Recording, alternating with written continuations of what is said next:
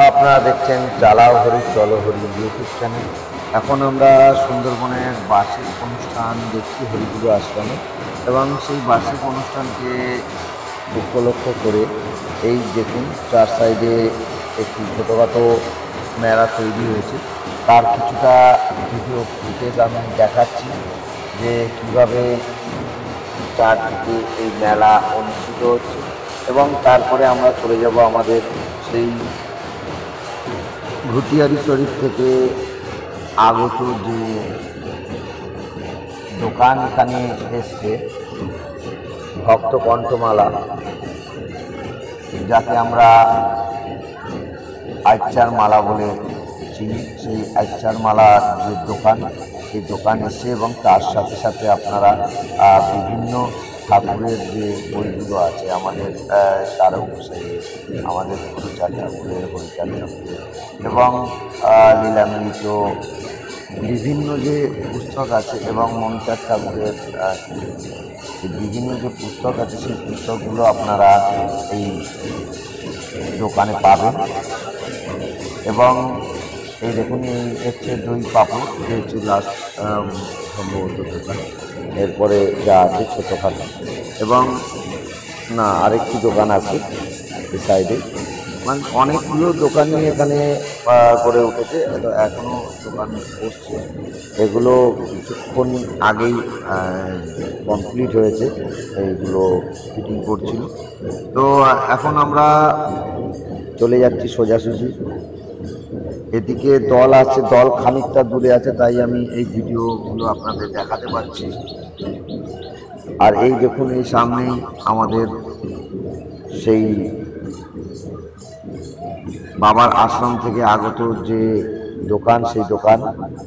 এই হচ্ছে নির্মল গোসাই, হচ্ছে মণিচাঁদ যে গোসাই আছে তার অবাধ্য ছেলেদের মধ্যে একজন, এবং এখন বাধ্য হয়ে গেছে বাবার আশ্রমে এসে।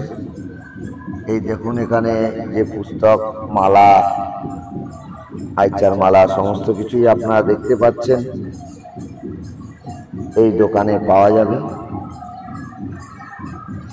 এই দেখুন, সমস্ত পুস্তকই আপনারা এখানে পাবেন, এবং আমি এখানে পঞ্জিকাও দেখছি, এবং তার সাথে সাথে আমাদের যে হরিচাঁদ ঠাকুর, গুরুচাঁদ ঠাকুর, এদের পুস্তক যেগুলো আছে, এবং আমাদের গোপাল চাঁদ, সবারই পুস্তক আপনারা এখানে পেয়ে যাবেন।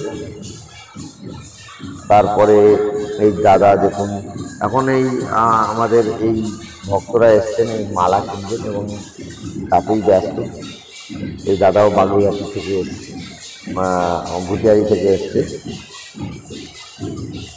তারপরে দেখছি আমাদের এখানে স্থানীয় যে লক্ষণ কাকা, লক্ষণ কাকা বাড়ি এই সুন্দরবনের ঝড়খালিতে। এখানে এই কানমারির আশ্রমের সাইডে কিছুটা দূরেই এই লক্ষণ কাকার বাড়ি। এই নিয়ে শ্রী শ্রী মণিচাঁদ গোসাইয়ের পুত্র, তার শিষ্য আর একজন এখানে মণিদাকে দেখছি, ইনিও মণিচাঁদের শিষ্য। এবং এই লক্ষণ কাকার জমিতে আমি গেছিলাম।